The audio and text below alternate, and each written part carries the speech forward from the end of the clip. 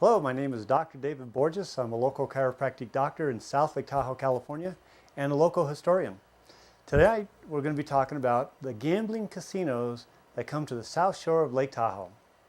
But before we get started, we want to state that you know you're a Tahoe local if you have a sense of direction is either mountainside or lakeside relative to the highway.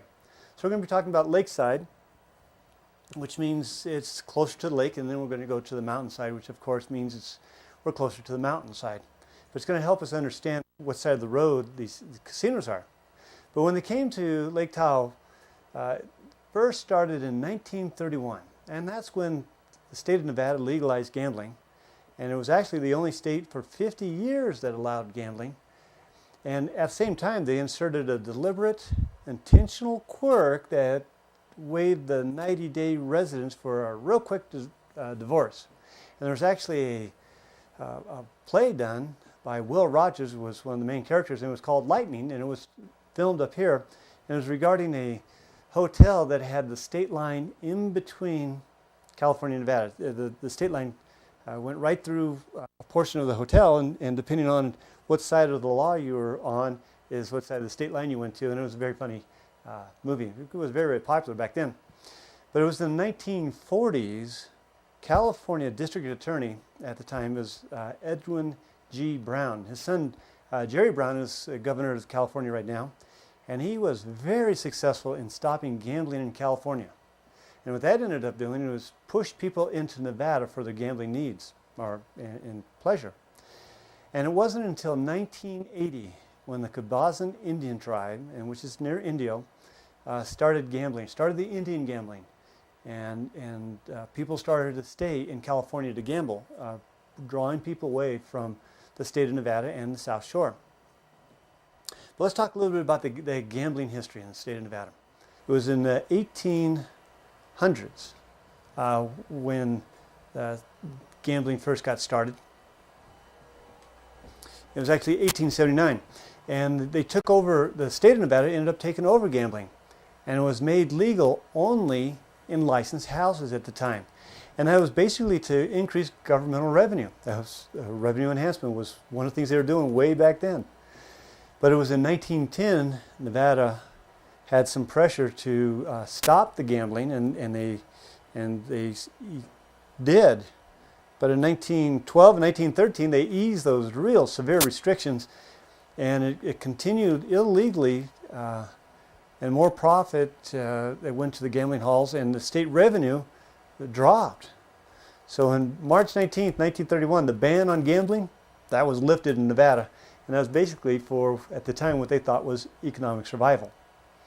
But let's talk a little bit about early Nevada gambling on the South Shore and on the mountainside. That would be the side where Heavenly is on. Nevada legalized gambling in 1931, and 2 clubs started that year on the mountainside. The first one was called the Nevada Club. Now that was owned by a guy, brothers, Clyde and Bud Beecher. And they worked the Nevada Club until selling it to Bill Harrah in 1958. And the 1931, there was also the State Line Country Club. That was started by Cal Cluster, and it had a 21 table and some crap games and a dozen slot machines. And in 1933, a couple of years later, Nick Abelman from Reno and his partner Steve Pavlovich and Bert Riddick, they purchased the State Line Country Club. And in 1945, Nick and Eddie Shahatai purchased the club, and the Shahatai brothers operated until 1958, and they sold it to Bill Harrah, who made his name well known here in the South Shore later on. But here's the Nevada State Line Club. That's what it looked like when it first got started in 1931, and it ended up becoming a casino after it was a little hall there. And you can see the highway. This is Highway 50 looking toward the state of Nevada from California, looking toward Kingsbury Grade. But you look at this picture and you notice it was before 1946 because there's no casinos on the lake side of the highway. So if you follow the arrow,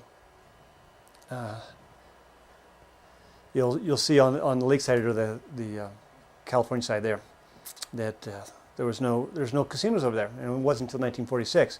But looking on the mountainside again, here's from what it would look like on the mountainside from 1931 to 1958. That's basically what it looked like.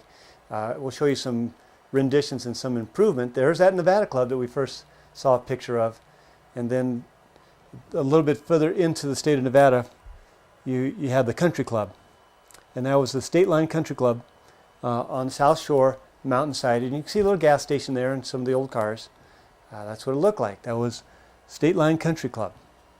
And that name's going to be persistent all the way through and even to part of when Bill Harrah bought that area in 1958. And there's the State Line Market right there. So here's the famous Nevada State Line, where they had very little income tax, and they were out of debt back then. Those are times gone by. But you can see in the background there the State Line Country Club. So I wanted to give a picture of this, of Lake Tahoe, and on the Nevada border, and on the lake side was the Nevada Club and the State Line Country Club. Those were the two casinos that were going on at that time. So here's Clyde and Bud Beecher. Now they operated the Nevada Club 6 to 7 weeks every summer. And most of the things before World War II, and even after World War II, for a few years, not much happened in the wintertime in Tahoe. So they only opened 6 to 7 weeks every summer, and from 1931 to 1958. So there's a facade of the Nevada Club right there. And you can see the State Line Country Club signs over there. And there's a picture of the Nevada Club in the horse book. And you can see this area here, the Nevada Club horse book. Now we found this particular roof up on Kingsbury Grade, and you can find it if you Google it high enough. And there's a casino chip called the Nevada Club. But if you see this part of the Nevada Club right there, and if you look very, very carefully, you can see this word right here is club, and that's on a building going up Kingsbury Grade. And I just picked that up off of Google. So this Nevada Club horsebook roof is still in the Tahoe Basin. And there's a dark nighttime picture of Nevada Club. And there's the State Line Club in 1933. And in 31 to 33 was the Cal Cluster and Nick Abelman from 33 to 45, and developing the casino in 1930s, State Line Country Club. And here's a casino chip of the country club way back then in Lake Tahoe. And from 45 to 58, Nick and Eddie Shahatai bought the Hollywood Star Entertainment. They're the ones that brought the big name entertainers, and that's to bring other people in to see, to gamble, and we're still seeing that particular pattern for getting people into casinos occurring still to today. And there's a chip from Shahatai's Country Club, State Line Country Club, right there. In 1951 is a nighttime picture of the State Line Country Club there. And another wonderful picture in 1953. You can see the strobe lights machine there. I remember that when I was a young man, where in different cities you would turn that light on and people from miles and miles around could see it, and there would be usually an indicator of activity, and people would follow the light, and you'd get to the south shore of Lake Tahoe, and there where the casinos are. And from 45 to 58, that was Nick and Eddie Shahadi's. There's another State Line Redwood Room and State Line Country Club. That's where the gambling was on. And there's a casino chip for the State Line Country Club. Now, the South Shore on the lakeside, there's two casinos initially developed there. And the first one was in 1946, where Harvey Wagon Wheel, Harvey Gross put that in. Harvey Gross had lived in Lake Tahoe, South Shore for a little while before he got the wagon wheel going there. And he had that, and he got the lot that was on the lakeside right next to the Nevada state line. And they had to divide the lots into two for financial reasons, I'm sure. So the first building lot was further in Nevada. The one that was from California. The second building lot was right next to the California state line. And in 1949, George's Gateway Club was put there by George Cannon. And Bill Harrah came up in 1955 and put the Harrah's Lake Club. And he's going to buy across the street in 58, but we'll show you that in just a little bit. And that became, in 2001, it became Harrah's entertainment area. So let me show you a picture of the state line and the clubs. So we first have the Nevada Club, the Shahadi's State Line Country Club. We had the Gateway Club with George Cannon, and then we had Harvey's Wagon Wheel. This lot here was divided in two. Harvey took the one that was further into Nevada, and George Cannon took the one right next to the Gateway Club. But he actually got that land from the Galilee Episcopal Church, according to this history, and the church had the land right adjacent to the California border on the lakeside of Highway 50. So he traded the land for the property that he had for the property that the church had. And Harvey had traded that Nevada East Shore Tahoe property where the Episcopal Church is now for the property that was right next to the Nevada California state line. And he split that property with a guy named Ken Johnson. He took the eastern lot, or the one right next to the California border, and Johnson ended up selling to George Cannon, and George Cannon developed the Gateway Club. But here was the first Harvey's Wagon Wheel building. And you can see the little wagon wheel on the top. Now they took that building, and which was 100 yards closer to the lake, and they brought it right next to the highway. So there's the, you can see the little wagon wheel right there. A little bit expansion of Harvey's wagon wheel right there. But soon thereafter, Harvey started to develop the casino called the Wagon Wheel Saloon. And you see there wasn't a lot of things you could do there other than the gambling. And that was opened in 46 with 6 slot machines and a gas station. They're the first ones to open all year round. And they expanded in 47, and there's the state line where there's no income tax, there's no sales tax, no inherited tax, no corporate tax, and no gift tax. And it's a debt-free state. That was back in the 1940s. And the debt-free state welcomes you. Started in 1864, excuse me. And there's another picture of nighttime of Harvey's Wagon Wheel. In 1951, another picture of Harvey's Wagon Wheel and the Gateway Club. And you got to remember, this is the lakeside of Highway 50, and it's closer to the lake. And that's what it looked like at night in 1951. And there's George's Gateway Club. He put that, he ended up selling in 1945 to Bill Harrah, who eventually sold the property to Harvey Gross. And then later on it was purchased by Harrah's Entertainment in 2001. A lot of people think that the Harvey's was always on the lakeside right close to the Nevada border. But it was first George's Gateway Club, and then George sold to Bill Harrah. And it wasn't until after Bill Harrah sold out to Harvey Gross before that became Harvey's all the way to the state line. So there's a colorized picture of the George's Gateway Club. And the way the building was put together, you can see the main entrance here, but on both sides of that entrance was two Quonset huts. And that started in 1949. So they had two Quonset huts put together with this entrance. And some people might not know what a Quonset hut is, but if you go to a military base, that's what Quonset huts look like. In World War II, there was a lot of extra Quonset huts that were developed or made by the U.S. government. They didn't need it anymore, so there was this Army surplus buildings, and they would sell them to most anyone.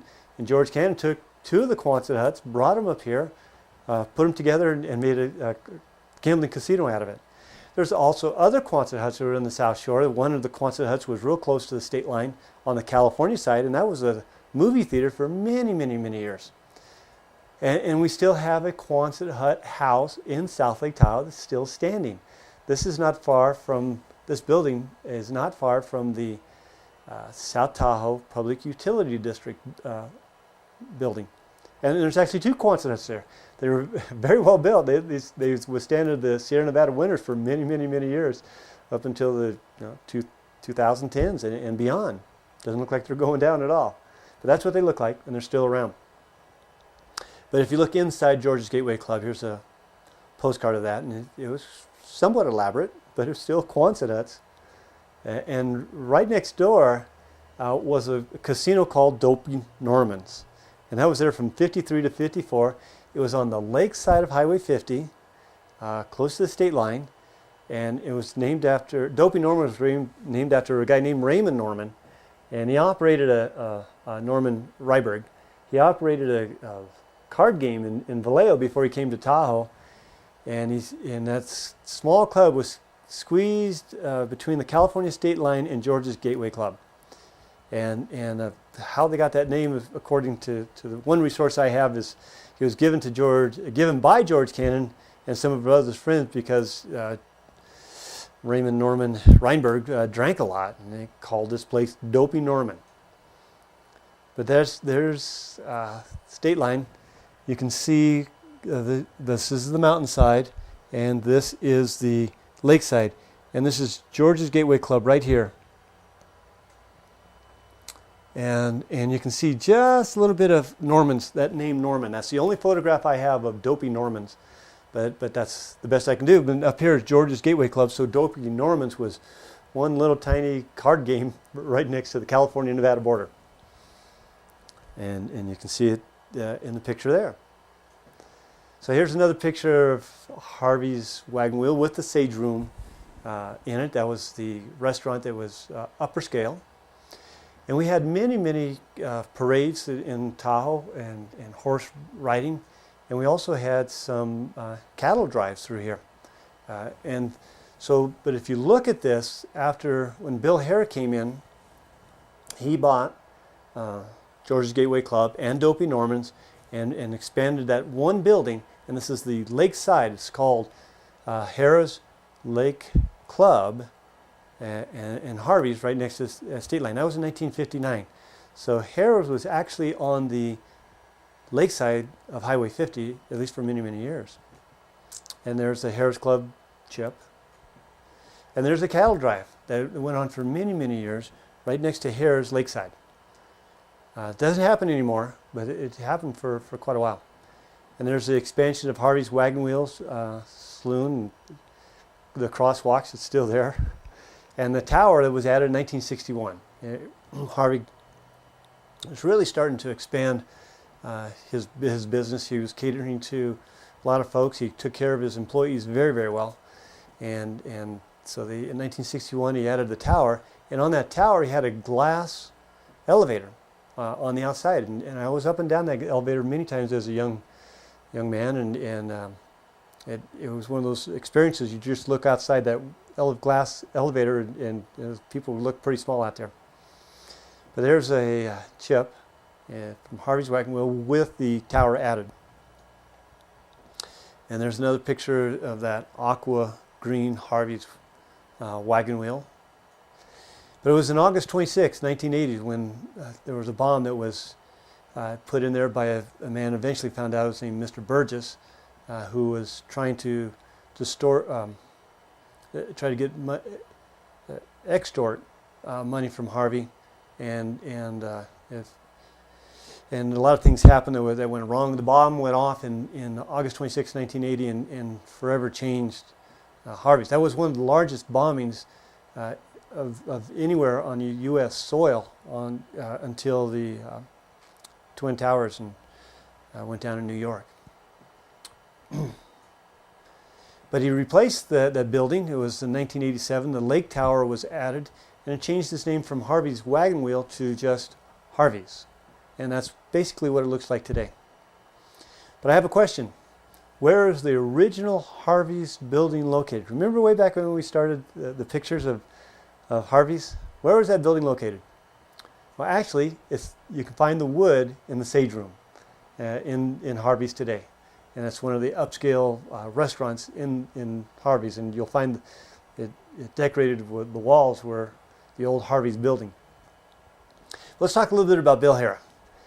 It was in 1937. He opened the first Harrah's Casino in Reno. It didn't work.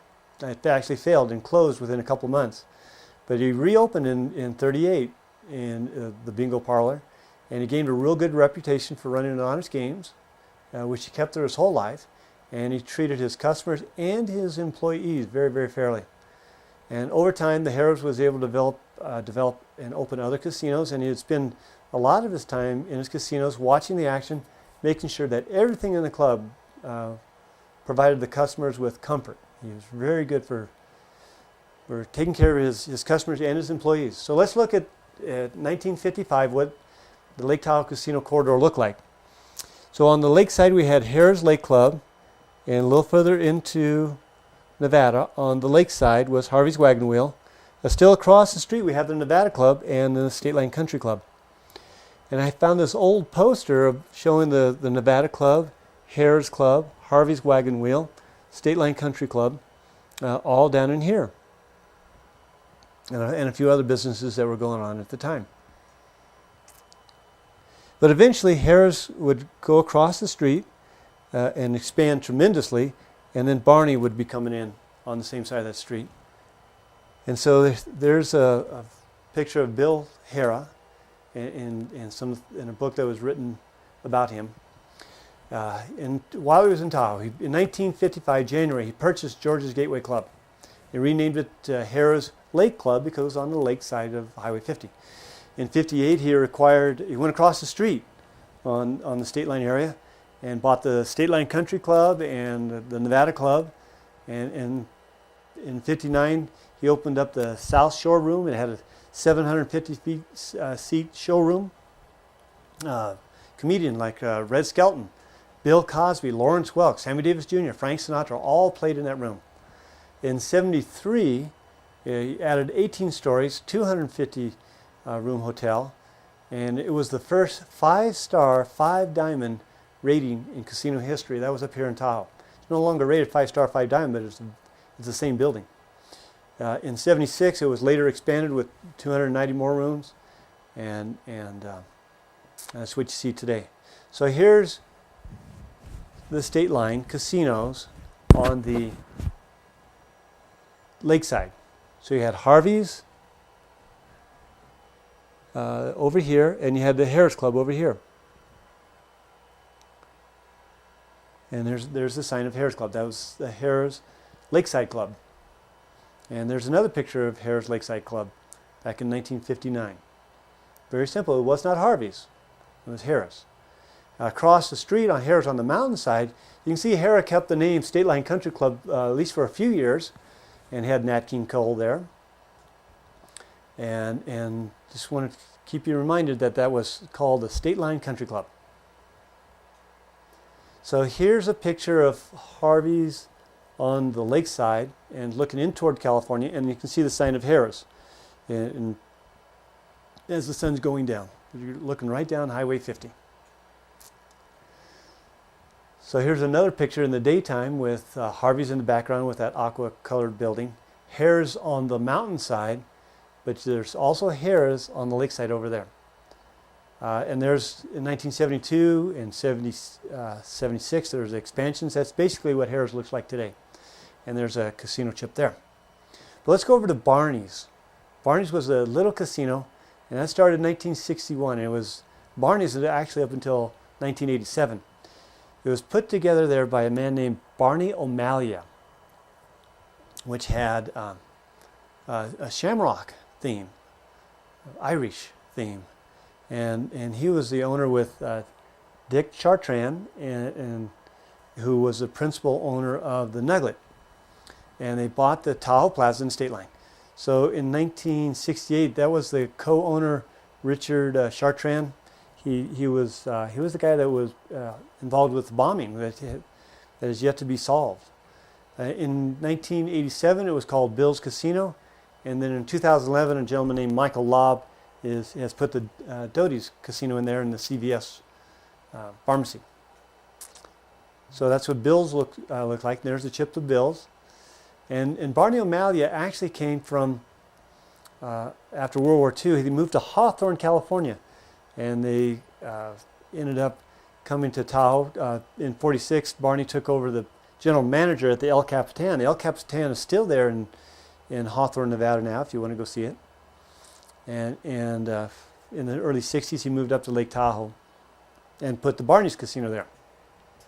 And then in 87, he moved out of Lake Tahoe down to San Diego. And Harrah's purchased the Barney's building and expanded into Bill's Casino, Bill's after Bill Harrah. And it was that way for quite a while.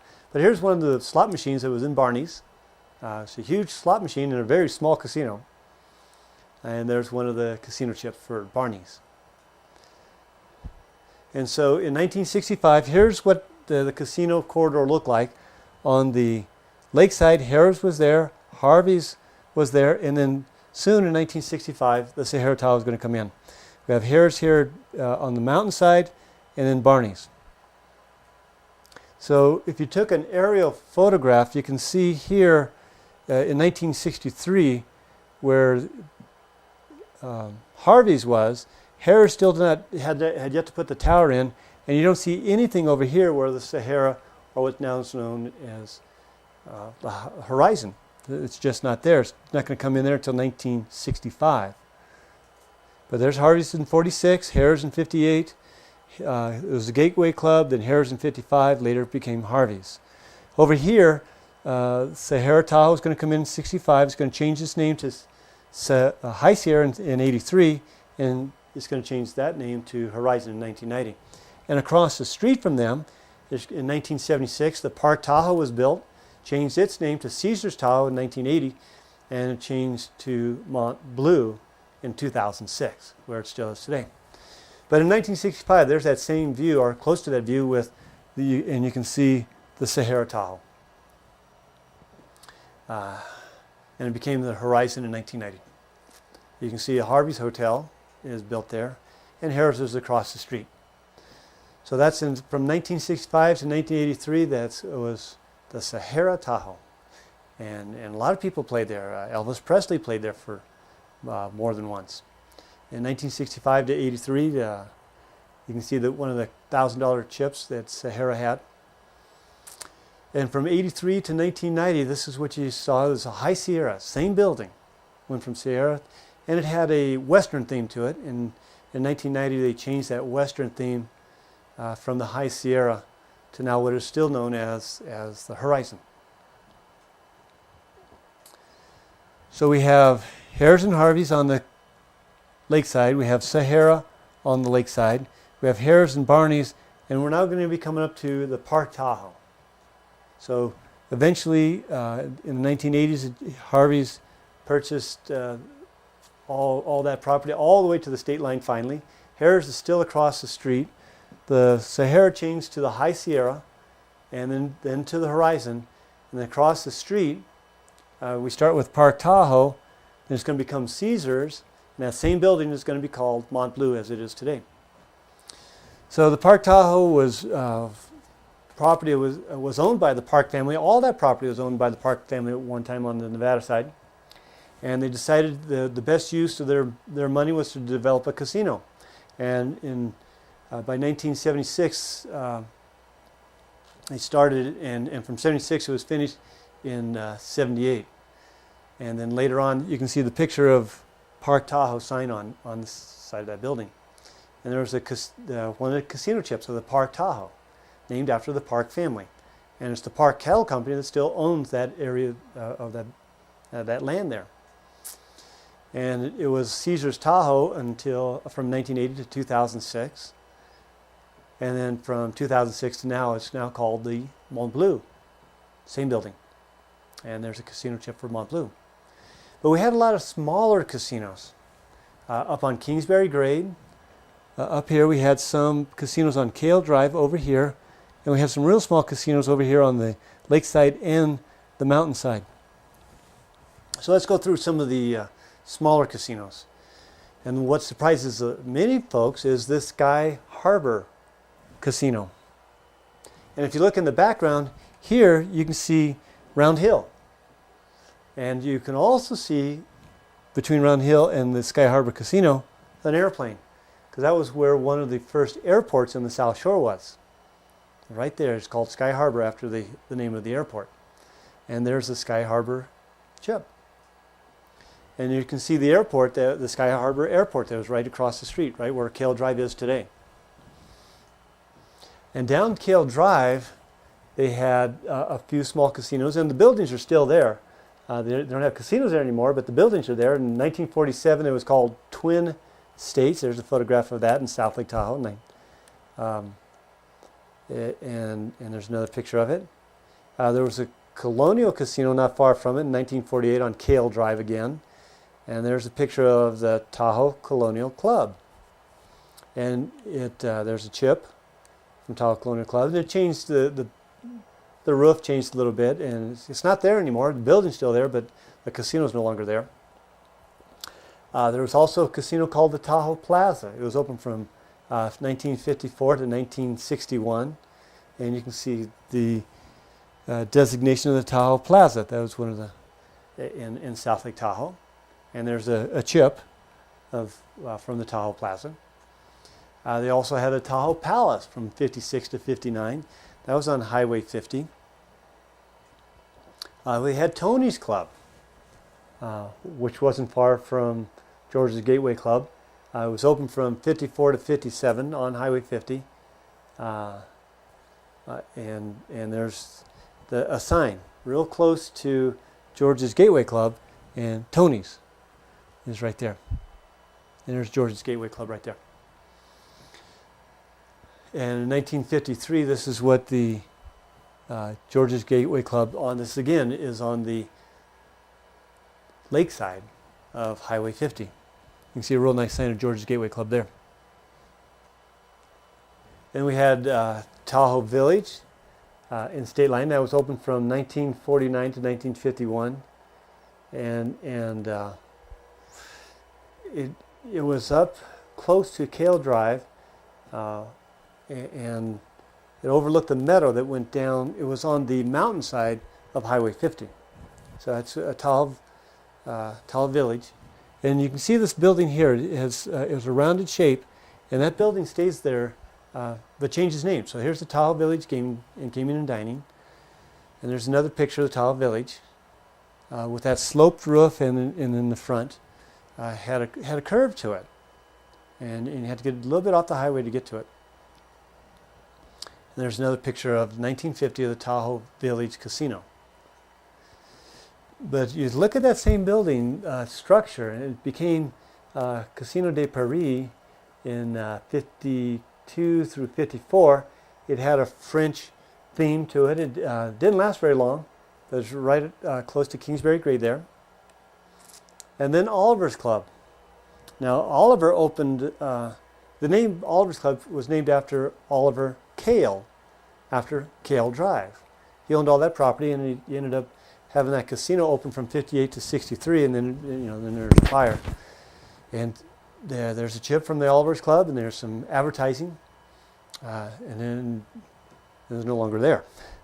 But real close to that same area, from 55 to 93, they had a lot of different owners of the South Tahoe Nugget. And you'll have to watch this sign as we go along through the slides.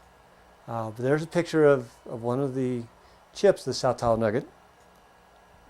From 55 to 68, it was owned by a group of partners. The principal partner was a Dick Chartrand, who got killed in a car bomb in 68. And then the casino was sold. And then it became Jim Kelly's Tahoe Nugget. And this photograph was in 1980, and that burned down. And then in 1981, it became John's Tahoe Nugget. So the Nugget name was there, but different owners. John purchased the South Tahoe Nugget from Chartrand's estate and operated that for 10 years. And then it was sold again. And from 91 to 93, it became Ed's Tahoe Nugget. And that was right across the street, same building. There's some chips from Ed's Tahoe Nugget. And right across the street, there was this casino. It's called the South Tahoe Casino. And it was open from 66 to 67. And you can tell by this sign right here, it was the South Tahoe Casino. And that building's still there. It's not run as a casino any longer. But it changed from the casino over a few owners, and it became the State Line Medical Center. And they took the State Line Medical Center sign down a few years ago. And now it's a sales office. Same building. And there's a colorized picture of the casino, but we can tell by that sign it was the South Tahoe Casino. And there was a riverboat casino up here in Tahoe. A lot of little ones came and gone in the South Shore. The South Shore Riverboat Casino is open one season in 1970, and it lasted a couple of months of the summer. Had a single 21 table and 6 slot machines. Didn't stay there very long. And though I don't have anybody to confirm this, but I think it was going up Kingsbury Grade where the Love's Chapels used to be.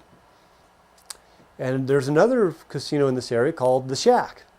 And about all I have on the Shack is the chip. It was open in 1975, and again it closed in 1975. Still looking for some information there on that. And then Gary's Casino, quite a few people remember Gary's Casino in the area. It was opened in 76 and closed in 78, and there's one of the chips there. Yeah, it was off of Kale Drive. And then still staying with Kingsbury Grade or Kale Drive, there was Harvey's Inn that opened in 1972, and it stayed Harvey's Inn until 1985, and it became Lakeside Inn later on. But it was just a down the street from Harvey's, and they decided to develop a casino a little bit further, a smaller casino. And then in 1985 till now, it's been called the Lakeside Inn. And there's one of the casino chips from Lakeside Inn. We also had the Bonanza Club. It was open 66 to 67. We had the Circus Room that was from 52 to 60. I don't have much data on them other than knowing that they existed. There's records of them. There's a Glass Crutch. It was open from 62 to 67. And there was the Stardust from 57 to 58. And we've got all that information off the website.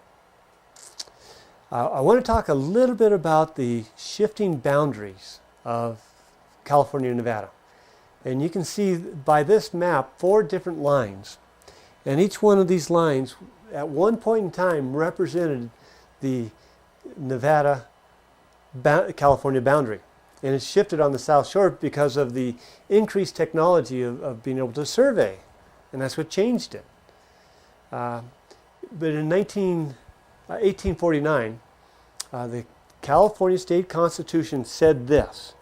In Article 1, Section 1, all men are by nature free and independent. So California came into the United States as a free state.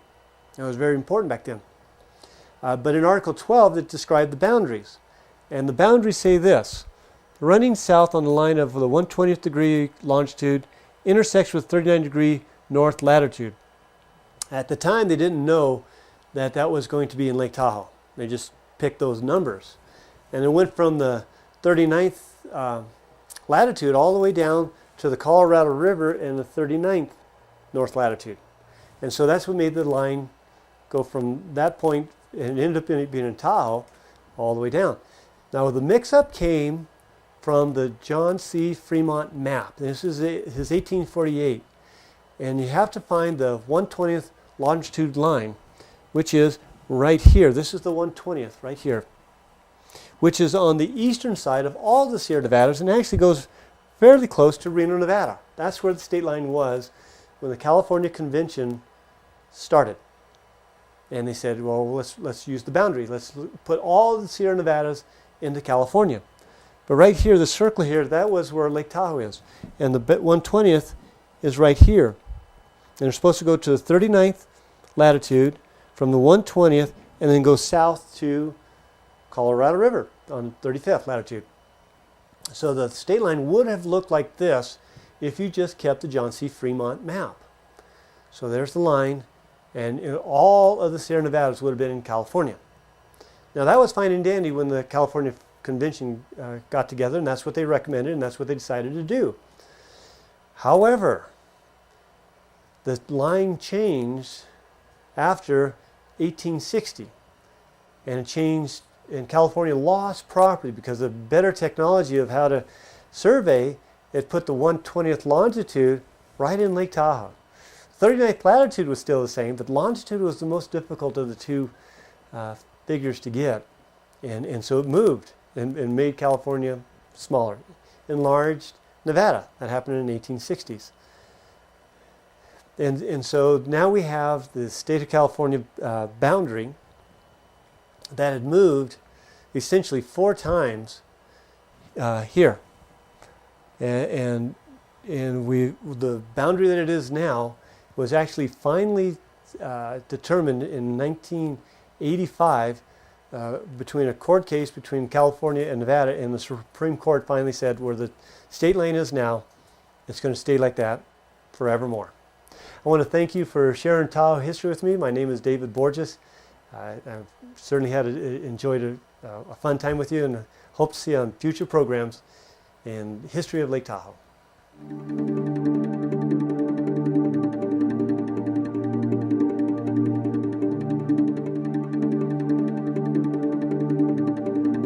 Colleen, we're in the Carson Mall in Carson City, Nevada at Bridger Mountain Boutique. I'm here today with Reba Coonz from the Minden Soaring Club. And I want to mix that all up because they also have Soaring Nevada at Soaring the airport. NV is the FBO at the airport, at the Minden Airport, yep. And your group has members from all over the world. Yep, and actually the Minden Soaring Club was established in 1997, and we have gone through a series of evolution with the club. It originally was put together because there was some things going on at the airport, and we thought that soaring was going to be basically kicked off to the airport a number of years ago. And so we wanted to have a voice and say, we really want to stay here because Minden is one of the most famous, world famous soaring sites, and we wanted to make sure that we had a place there at the airport. So eventually that all got resolved. They had some changes in the airport management, and so the club has evolved into more of a social club right now. But the fun part about it is that we've been able to extend out and do other things, such as our scholarship program for young people. We're trying to bring a lot of young folks into soaring. And how many scholarships do you give out every year? Well, last year we gave out 6 $1,000 scholarships, and they're for any student who is between the ages of 14 and 21, because you can solo at 14, and you don't have to have any flying experience at all, other than a desire to learn how to fly. That's amazing. Yeah, so, and then this year we've been able to give out 8 $1,000 scholarships. Oh my gosh. And this is all just due to the generosity of our club members and people that want to see young people start learning how to fly. So we're really, really excited about that. That is very exciting. Yeah. I know when I turned 21, my dad had flown in World War II in the Navy. He was and he asked me if I wanted my pilot's license, and I went, oh yeah. But I took it from the lessons from a friend, and I washed airplanes. Yep. No scholarship. Airplane washing was how that was done. Now, you say it's a world famous place to soar? Yes, it is, yeah. How It's is that? a lot of it has to do with the topography of the land. We have our wonderful high deserts, clear air, there's not a lot of airspace restrictions. We don't have any influence from the ocean and that kind of thing. A little bit of marine air that comes from Lake Tahoe, but by and large, the high dry air is really, really conducive to big, strong thermals, which are columns of warm rising air, and our lenticular standing waves that create lenticular clouds. And then we also have what's called some ridge lift, where if, say, imagine this is a ridge here, and you've got your wind blowing into it, the wind tends to go like this, and you can soar along that rising air. So, if the wind's coming from the east, you can ridge soar the Sierras. If it's coming from the west, you can sometimes ridge soar over some of the mountains on the Pine Nut Range. So we've got 3 different kinds of soaring that make it really interesting flying around here. And where else in the world has similar flying? Not too many, not at the extent that we have here. The Southern Alps in New Zealand is famous for its wave. The mountain ranges that are in South America are very famous. The Rockies, not so much, because the way the Sierras are, they slowly come up, and then there's a big drop off.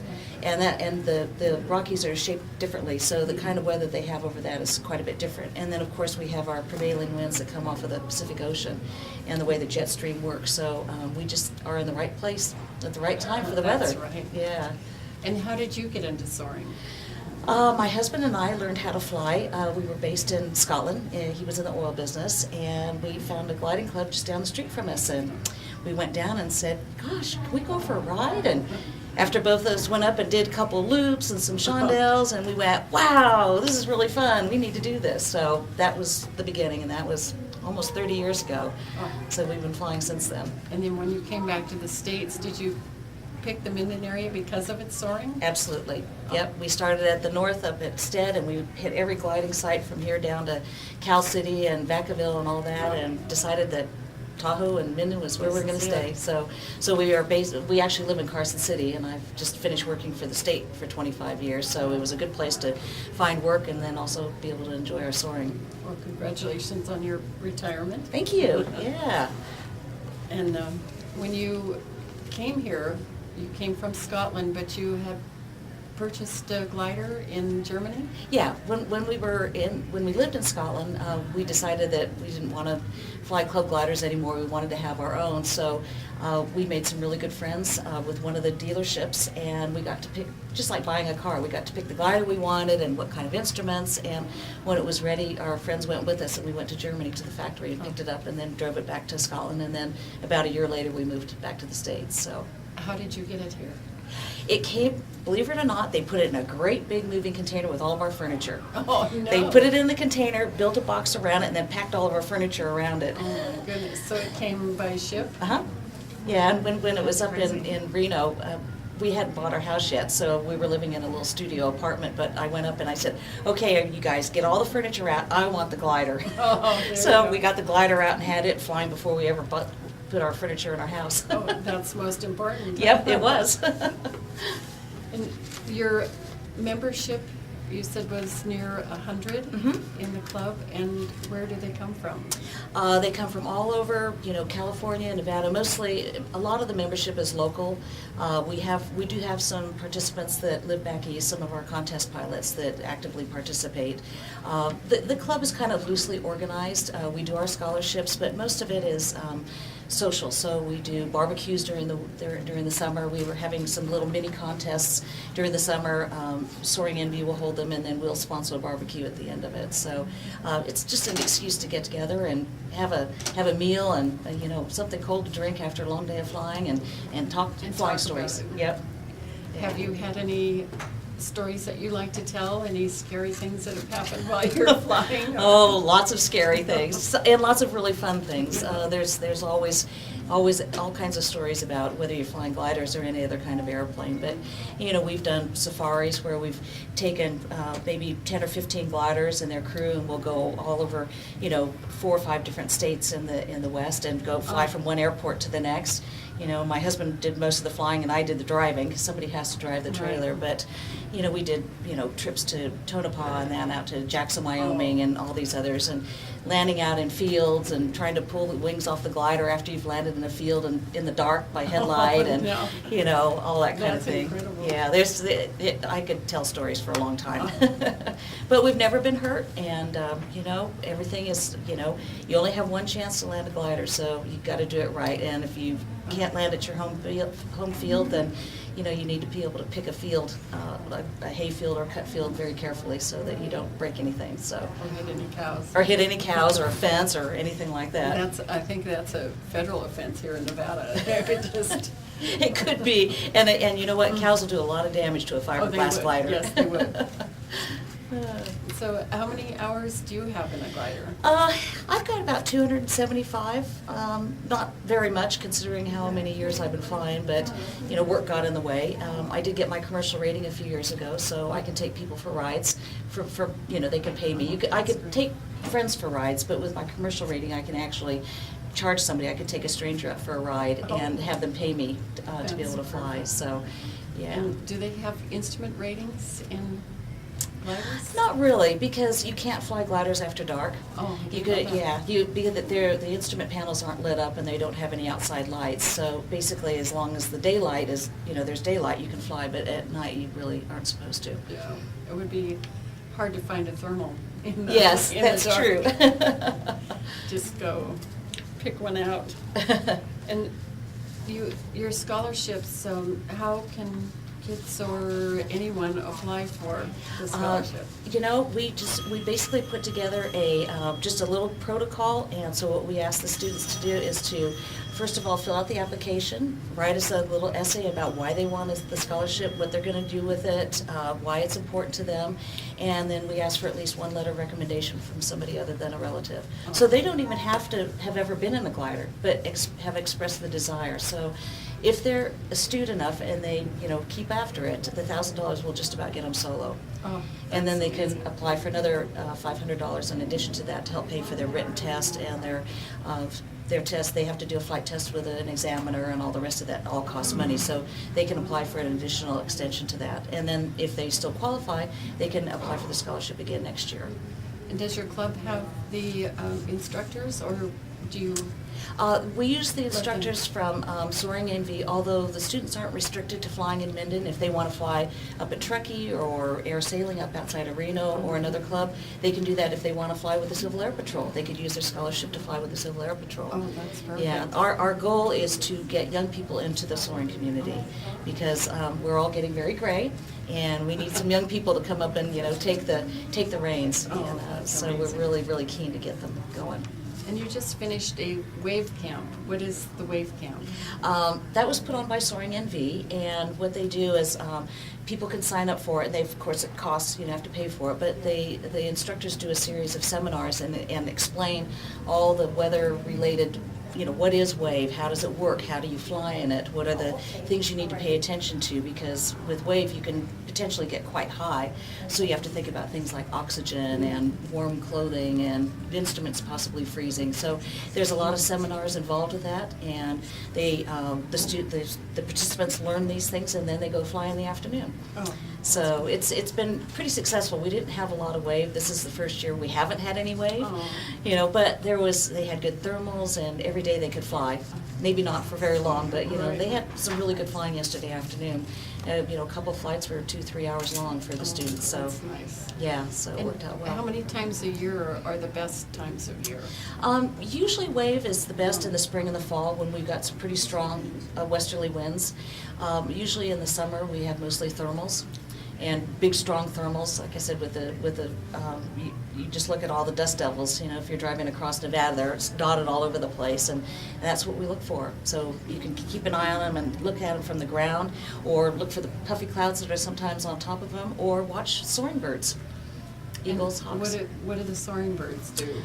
Exactly what the glider pilots do. They find these thermals and they circle in them and climb really high, and then off they go, and they get another thermal, and it's very energy efficient. Oh, of course. Because, you know, they just get in there and they just turn, you know, Oh. and they just keep climbing and climbing, and that's exactly what we do. Oh, nice. Yeah, and it's not uncommon for glider pilots to fly in thermals with birds. Oh.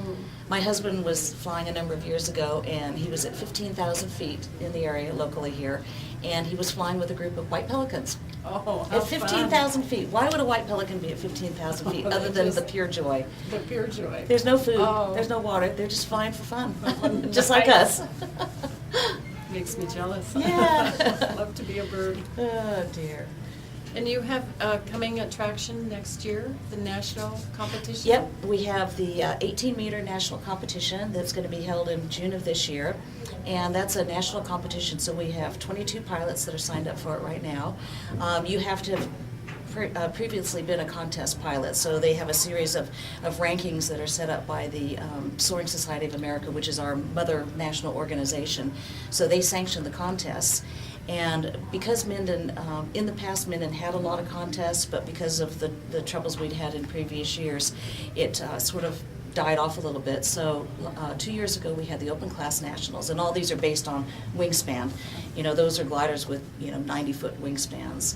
Oh my So, gosh. yeah, so the 18-meter is a little bit smaller glider, but we've got more participants. So with the goal in mind being that we will start holding some more competitions in the future to bring Minden back up to the world-class soaring site, or acknowledge it amongst our glider pilots that it once used to be. How many do you hope to get for the competition? Well, we're looking at 25 to 30 right now, but we had, we could actually have more, but because we're kind of, new at this and all of us are, going into this relatively inexperienced, it's kind of nice to start off small, but eventually on the horizon, we'd like to be able to hold the world contest, which is in Poland this year.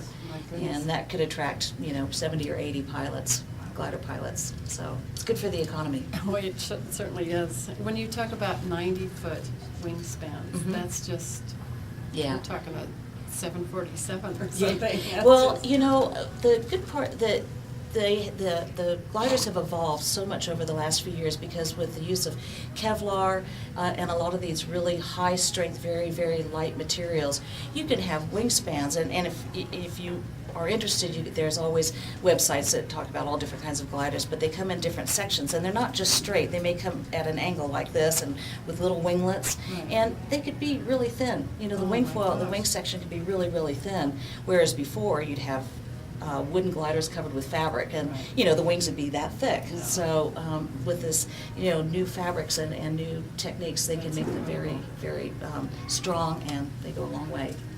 How would they get a 90-foot wingspan from North Dakota to Minden? You know what? They all come apart. Okay. The big gliders, the smaller gliders, the wings come out. Each wing is in one piece. With the big gliders, they can come in even 3 different sections. So you'll have your main section towards the fuselage, and then a center section, and then the winglets. But they all come apart, and the tail comes off, and they all go in a long, skinny white trailer. Oh. You'll see them on the road from time to time, especially around this area. So they're all very You portable. said they look like rockets. Yeah, it's always funny when we've been doing some of our cross-country trips, people will stop us in the gas station. What is in that trailer? And then, of course, we play games with them. Well, look, do you think it's a rocket? Maybe a spaceship? Of course, then we tell them what it is. There you go. Yeah. Oh, that's But, great. yeah. How would someone contact your club to join? We have a website. It's called MindenSoaringClub.com. And we've got a Facebook page, which I'm just sort of teaching myself how to do. You can look for announcements there. Soaring NV is our local operation in Minden, and they can be reached. They've got a website as well, soaringnv.com. And then, of course, through the Minden Tahoe Airport, because we're all working, the 3 of us, in partnership with the contest and a lot of these activities. Yeah, it's Sounds like a lot of fun. It is. It is. We Sounds like really, fun. really encourage people to come out, and even if it's just to come and watch the planes fly, come out and take a ride. And if you have any brochures or cards, I hope you'll leave some here. I will. That would be great. Yeah. Yep. Yeah. We'll hand them out for you. Oh, great. That'd be super. Yeah. And if you know anybody any young people between the ages of 14 and 21 that would like to learn how to fly, by gum, we got a way to help them finance it. Oh, that's awesome. Yeah. It makes me wish I was young again. Join us at the Minden Soaring Club. It'll be a great lot of fun.